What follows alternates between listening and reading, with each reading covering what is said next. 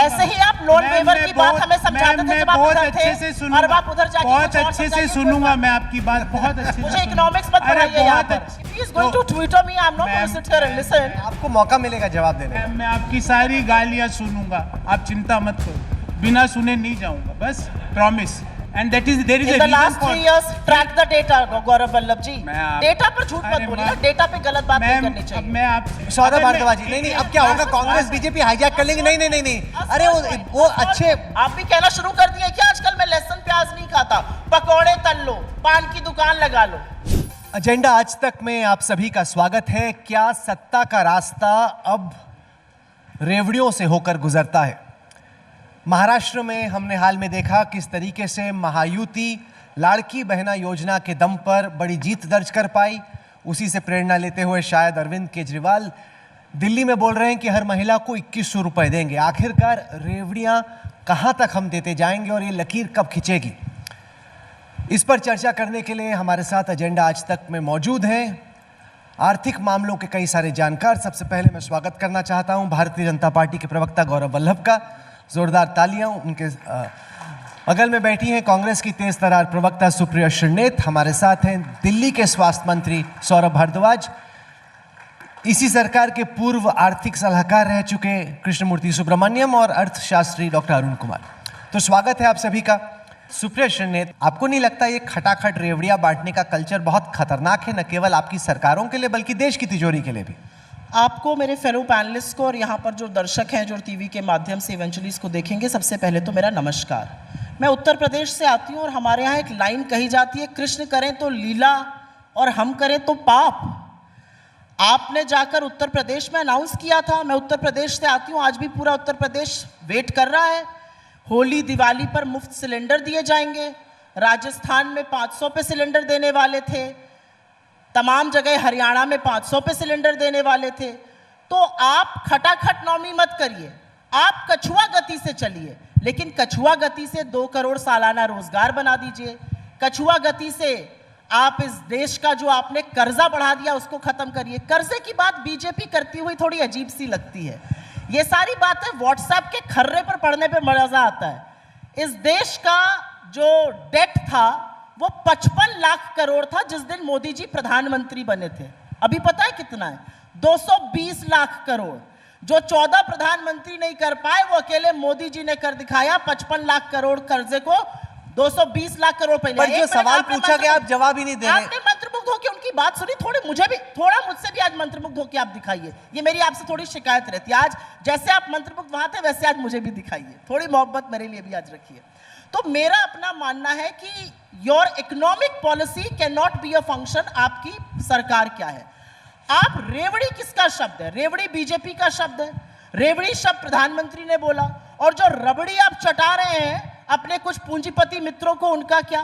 16 लाख करोड़ आप इस देश के पूंजीपति के माफ करेंगे। मैं आपको एक छोटा सा डेटा बताती हूं। 10 सिख कंपनीज थी, उन 10 सिख कंपनीज का करीब 42,000 करोड़ बकाया था पब्लिक सेक्टर बैंक्स को। वो 10 की 10 कंपनियां अडानी जी ने 16,000 करोड़ में खरीद ली, करीब 74% हेयर कट। ये रबड़ी है या रेवड़ी है? पहले मुझे ये बताइए। आप कॉर्पोरेट टैक्स काटेंगे, कल का इंडियन एक्सप्रेस का फ्लायर स्टोरी, कॉर्पोरेट टैक्स आपने काट दिया। कॉर्पोरेट नौकरी तो बना नहीं रहा है, ना लोगों की आय बढ़ा रहा है, अपनी प्रॉफिटेबिलिटी बढ़ाता जा रहा है। तो आप सारे काम पूंजीपतियों के लिए करिएगा, वो इकोनॉमिक रिफॉर्म का हिस्सा है। और अगर गरीबों के लिए, महिलाओं के लिए, और इसका एक इकोनॉमिक रैशनल है, ये मैं बहुत इंपॉर्टेंट है। और ये लास्ट बात कह के मैं अपनी बात खत्म कर देती हूं। मोटे तौर पे इकोनॉमी का क्या रैशनल होता है? उपभोग आप करिएगा, आप जूते चप्पल कपड़े खाना वाना ज्यादा खाइएगा तो जो कंपनियां वो बनाती हैं वो उसको ज्यादा बनाएंगी। जितना ज्यादा बनाएंगी उतना ज्यादा निवेश करेंगी, जितना ज्यादा निवेश करेंगी उतनी ज्यादा नौकरियां बनेंगी, जितनी नौकरी बनेगी उतना लोगों के हाथ में पैसा जाएगा। आज असलियत यह है कि हिंदुस्तान की सेविंग्स आधी हो चुकी है। 11.5 लाख करोड़ थी 19-20 में, आज 6.5 लाख करोड़ के आसपास है। गोल्ड लोन, अपना सोना, अपना मंगलसूत्र गिरवी रख के इस देश का मध्यम वर्ग और गरीब महिलाएं अपना घर चला रही हैं। 51% गोल्ड लोन में इंक्रीज हुआ है। मंगलसूत्र की बात आप करते थे, आप लोगों का मंगलसूत्र गिरवी रखवा रहे। पर ऐसे आपने लोगों सवाल को- का जवाब नहीं दिया। आप इस बोल रही है सूचक मेरे को को- सुनिए, सुनते रहिए, लेकिन जवाब का मैंने बोला नहीं, कि मैंने सवाल आपने का जवाब दिया। इस आपने सूचक को हिमाचल अगर चलाना प्रदेश है- में इतनी स्थिति खराब कर दी कि आपके मुख्यमंत्री को आपके होटल्स बेचने पड़ रहे हैं सरकार के, क्योंकि ये तो आपके है ना, पास पैसे नहीं है। यहाँ पर अभी आपकी कोलीग बैठी हुई थी, वो हिमाचल प्रदेश गई थी और उन्होंने इंटरव्यू किया था। उस इंटरव्यू के पार्ट्स आपके चैनल पर चले और सुक्खू जी ने एक एक बात का खंडन और एक्सप्लेनेशन भी दिया, लेकिन आप लोग अपने लोगों का इंटरव्यू ही नहीं मानते हैं। मैं आपको बताती हूं हिमाचल में क्या हुआ। हिमाचल में जो सेंट्रल गवर्नमेंट की ओर से एजेंसी जाती है डिजास्टर मैनेजमेंट का असेसमेंट करने, वो गई पब्लिक डिजास्टर मैनेजमेंट का असेसमेंट करने। 9,200 करोड़ का बना कि बहुत बड़ा डिजास्टर हुआ था। आपके शांता कुमार कह रहे थे डिजास्टर मैनेजमेंट बहुत अच्छा रहा। 9,200 करोड़ आप क्यों नहीं दे रहे हैं? आपने एनपीएस से वो ओपीएस हुए, आप उनके 9,000 करोड़ पे क्यों बैठे हुए हैं? जीएसटी का 4,200 करोड़ क्यों बकाया है हिमाचल का? ये जो व्हाट्सएप के फर्रे आते हैं ना, उसको पढ़कर यहां पर आकर बोलना बहुत आसान है। हिमाचल में जो अर्थव्यवस्था हमें भाजपा ने दी थी, हम उसको सुचक्र में लाकर 2027 में हिमाचल को पूरी तरह से आत्मनिर्भर करेंगे। और एक आपको और बात बता दूं, हिमाचल की सरकार ने दिवाली के महीने में 2 महीने की तनख्वाह और 4% डीए दिया। भाजपा की किस सरकार ने ये किया? मेरा अपना मानना है, जब तक इकोनॉमी का वो सूचक्र नहीं चलेगा, लोगों के हाथ में पैसा नहीं जाएगा। आप उसको रेवड़ी कहिए, हमारी बला से इस देश के गरीब और मध्यम वर्ग का इस देश के संसाधनों पर हक है और उनको मिलना चाहिए। प्रिया जी, गौरव वल्लभ कह रहे हैं कि हाथ कंगन हमारा को- जोर है कि हम कैपेसिटी बिल्ड करें, अर्थव्यवस्था में इंफ्रास्ट्रक्चर पे पैसा खर्च करें, और वहां पे जितना ये सरकार खर्च कर रही, इससे पहले किसी भी सरकार ने नहीं खर्च किया। जैसे चीन करते थे पब्लिक वर्क्स पे स्पेंडिंग, वैसे अब भारत की सरकार करे। हाथ कंगन को आरसी क्या और पढ़े लिखे को फारसी क्या? मुझे इकोनॉमिक ज्ञान देने से पहले 2-4 चीजों का जवाब बीजेपी दे दे। आप health to GDP ratio, education to GDP ratio, innovation fund to GDP ratio, R&D to GDP ratio, ये मैं रेशियो की बात कर रही हूं, ये सब लगातार पिछले 10 साल में कम हुए हैं। हम एजुकेशन, आप आज 100 रुपए कमा रहे हैं, अगर पहले आप 50 रुपए कमाते थे और 10 रुपए अपने बच्चे की एजुकेशन पे खर्चा करते थे, और 100 रुपए कमाने पर भी 10 खर्चा कर रहे हैं, तो आप कम खर्चा कर रहे हैं एजुकेशन पे। ये काम किया है बीजेपी ने पिछले 10 सालों में एजुकेशन, हेल्थ जैसे सेक्टर्स में। ये पहली बात। एब्सोल्यूट नंबर्स में पिछले 3 साल में एजुकेशन और हेल्थ का बजट कटा है, ये मैं पहला बोलना चाहती हूं। दूसरा, कैपिटल एक्सपेंडिचर बिल्कुल होना चाहिए। फिर आपका पहला तिमाही Q1 का कैपिटल एक्सपेंडिचर तो चलिए कम था, आपने कहा चुनाव था, मॉडल कोड ऑफ कॉन्डक्ट लगा था। Q2 का कैपिटल एक्सपेंडिचर क्यों कम है?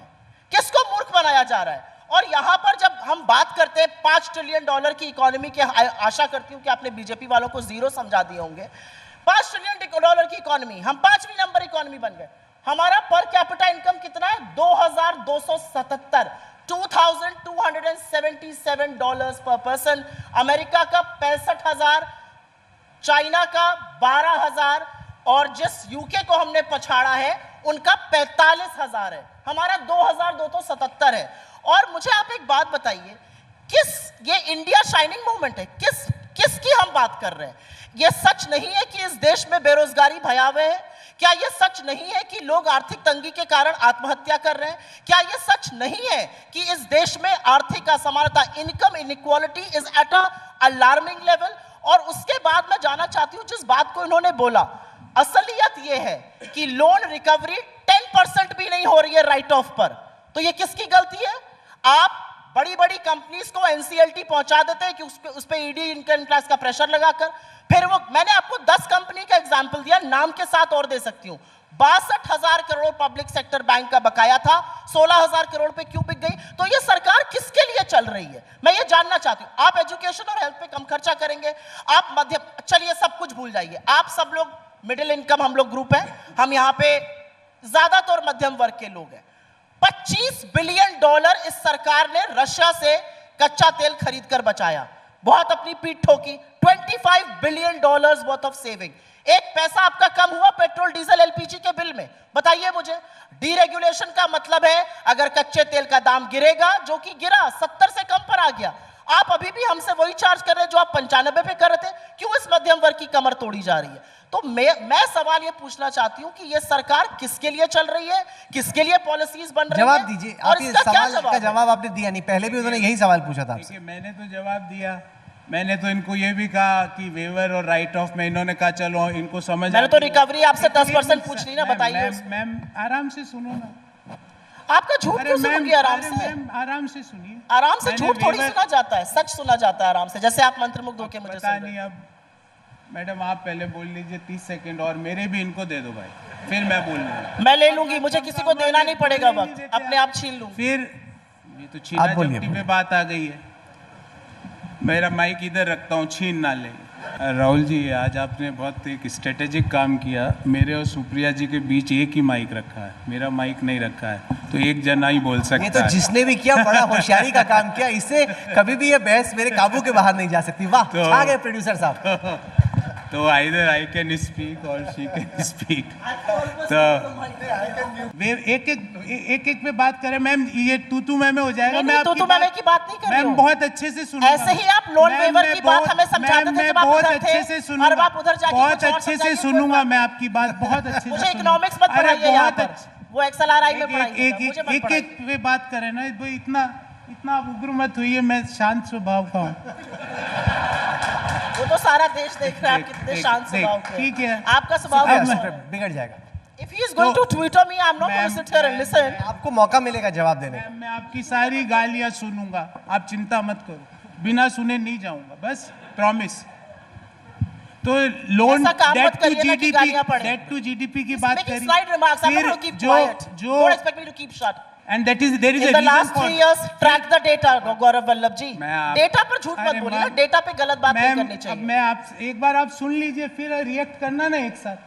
यहाँ आकर आपको सर, भारत क्यों खराब जो है, अभी वो जो बोलने- जो अभी तिमाही के नतीजे आए। राहुल जी, सर, मेरे को अभी- बात- 6% पूरी inflation, बात नहीं, करने नहीं, दीजिए। एक सेकंड फिर बोल। अरे गौरव वल्लभ साहब, आप अर्थशास्त्र के बड़े प्रोफेसर हैं, पर 5.6% सवाल सुन growth, लीजिए। 6% अभी जो inflation, क्वार्टर high 2 growth के होना रिजल्ट्स आए इकोनॉमी आंकड़े के, पढ़ के उसमें आइए तो आप। बहुत बड़ा स्लो डाउन दिख रहा है, अर्थव्यवस्था धीमी चल रही है और Stagflation इन्फ्लेशन की ओर बढ़ जा रहा रहे है। हैं। हम इन्फ्लेशन stagflation बढ़ रहा की ओर जा रहे हैं। है। Stagflation मैं भी की ओर वही जा पूछ रहे रहा हूँ मैडम। सौरभ अगर मैं- भारद्वाज जी, नहीं अब क्या होगा, कांग्रेस बीजेपी हाईजैक कर लेंगे। नहीं, अरे वो अच्छे नहीं, पर ये नहीं हो सकता सुप्रिया छोटा सा जी। point। देखिए, ये मंजूर नहीं है बाकियों छोटा को। सा पॉइंट, सौरभ जी 10 सेकंड ले रही हूँ आपके। वो बोल रहे हैं आपके एलाई नहीं है भाई, वो दिल्ली में, उनका टाइम आप ले रही हैं। संभ्रांत व्यक्ति हैं, एलाई होना हो, संभ्रांत व्यक्ति वो हैं। कुछ नहीं बोल रहे मैं चुनाव में बताऊंगा फरवरी में। 5.4% जीडीपी ग्रोथ और 6% इन्फ्लेशन, ये अगर ये आपकी उपलब्धि है तो मुझे बड़ी शर्म आ रही है कि आप इसको उपलब्धि बुला रहे हो। एक चीज और यहाँ पे छोटी सी बोल देना चाहती हूँ, इधर उधर की बात न करना, ये बता कि काफिला क्यों लूटा। आप ये मानते हैं कि बेरोजगारी है, आप मानते हैं महंगाई है, आप मानते हैं आर्थिक असमानता है, या आप भी कह रहे हैं मैं लहसुन प्याज नहीं खाता? आप भी कहना शुरू कर दिए कि आजकल मैं लहसुन प्याज नहीं खाता, पकौड़े तल लो, पान की दुकान लगा लो। सेशन में वक्त खत्म हो चुका है। मैं हमारे तमाम मेहमानों का शुक्रिया अदा करना बस ये बोलना चाहता चाहती हूँ। हूँ हमारे कि अगले V-shaped मेहमान आ recovery चुके हैं, होनी जोरदार चाहिए। तालियों के साथ वो कह रहे हैं। हमारे पैनलिस्ट का आप धन्यवाद कीजिए कि वो इस जुड़े। गर्मा गर्म बहस हुई, बहुत बहुत शुक्रिया।